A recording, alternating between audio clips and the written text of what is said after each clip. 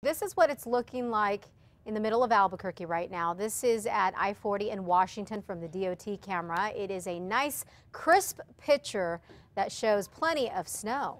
And here's the DOT camera. Actually, this is a live look from nmroads.com. We're showing you what the whole state looks like. Obviously, it is not pretty. Anything is yellow, snow-packed and icy. That is a lot of Albuquerque, particularly the farther you go east into the heights. The roads are bad up there. Plus, as you go west of town on I-40 near Grants and Gallup, good news, that crash that was out there on I-40 has been all cleared up. That was with the jackknife semi that had the interstate shut down. And north of town, pretty much anywhere up in the mountains, north of Santa Fe, Taos, Springer, Chama, Las Vegas, all that is a mess. You're going to need plenty of extra time as you get going this morning. And let's give you a look at I-25 and Broadway, right? Is this I-25 and Broadway? Sure. The big eye camera here.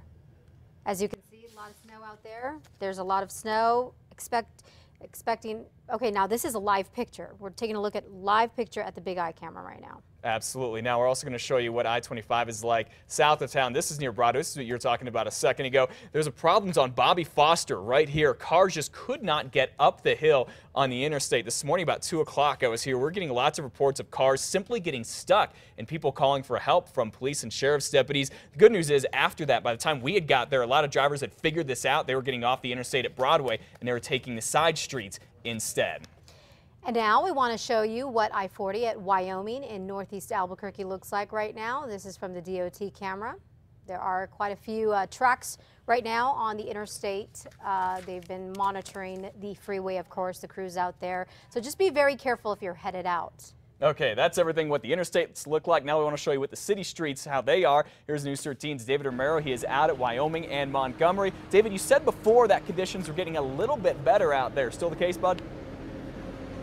Well, with a lot more cars driving on these roadways out here, Matt, that actually does help the roads. This is according to a DOT spokesperson that I spoke with one time, and he explained to me how the salt and cinder mix works.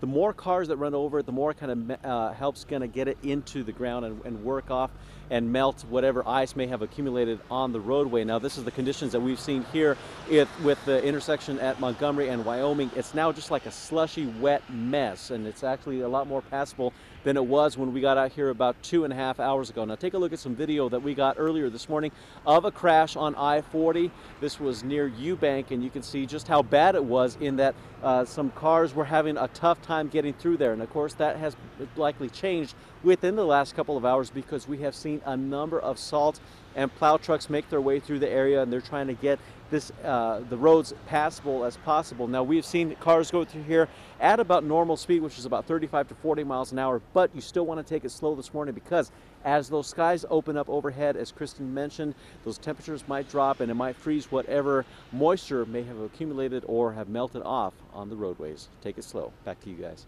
Good advice. Thank you for showing us all of that, David.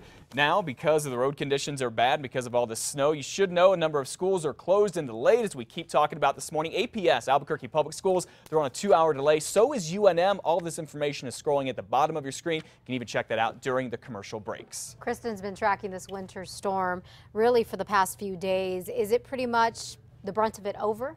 For Albuquerque, yeah, the heavy snow is over for Albuquerque, but we're still seeing it hit other places hard, especially across eastern New Mexico right now, and more snow redeveloping up in the Jemez Mountains up near Cuba.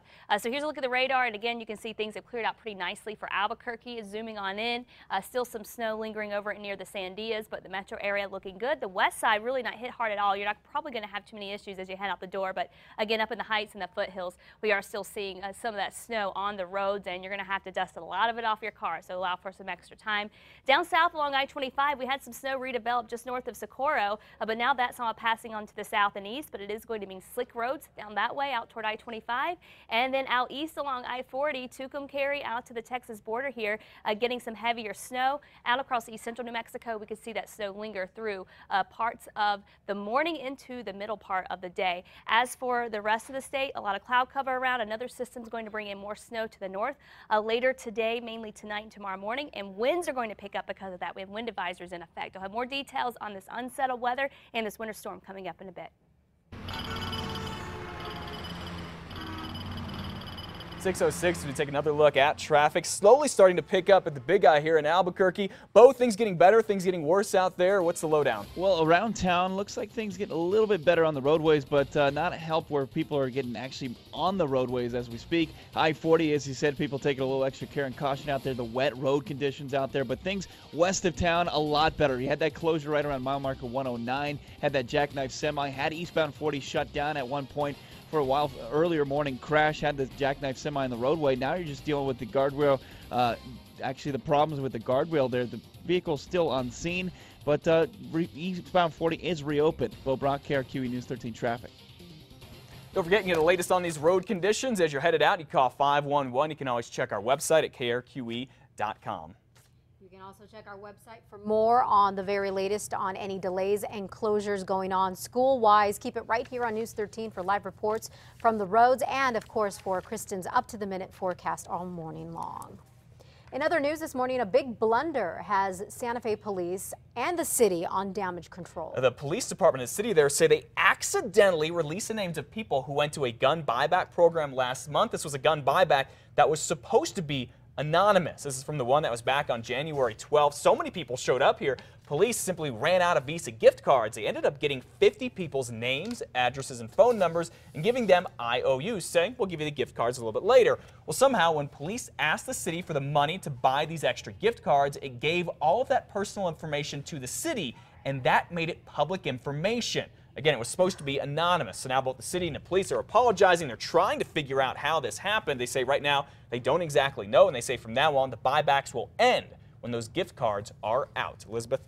Another controversial coyote hunt is scheduled to take place this weekend, this time in southeastern New Mexico, and the top prize, an AR-15 assault rifle.